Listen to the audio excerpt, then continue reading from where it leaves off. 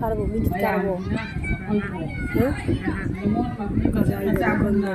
कारबो minute जारे जारे जारे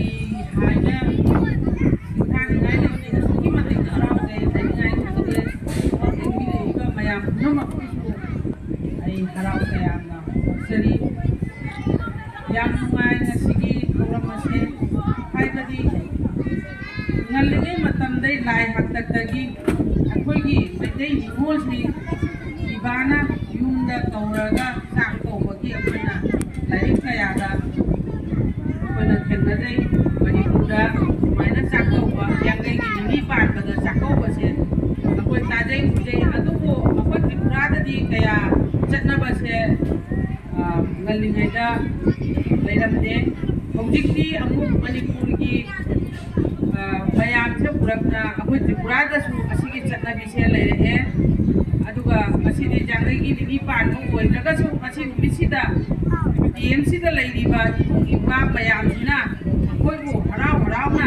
tripura da leiriba maitei singa amasu manipur dagi asiga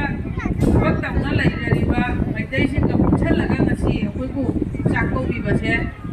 yang asuki matik ainingai khangdana thagatchari matam sangna asi chahi manga haire aina tadai asida akoina silli langi ba chakko base aduna chahi kudingi asuna ngamba oisanu haina machanno oibagi machema oibagi aina kumjinda ikwasinda asita kongol bijari amasung tripurada leiriba maitai singa ngasi asida leiriba thabak tawna leiriba maitai singa nungsibagi isi achepa kisima ine haibase aigi wakhalda ajai asina akoina tawjaba thoram kuding tripurada akoina thabak ma pangthokpada su akoina barton laksagani amasung akoigi thabak thoram duga saruk jabinaba ai singsingjari November की date 23 तकी हौरने अखोगी मणिपुर की state कला अकादमी तकी ओजासिंग इवोय कुथा मुलाकनी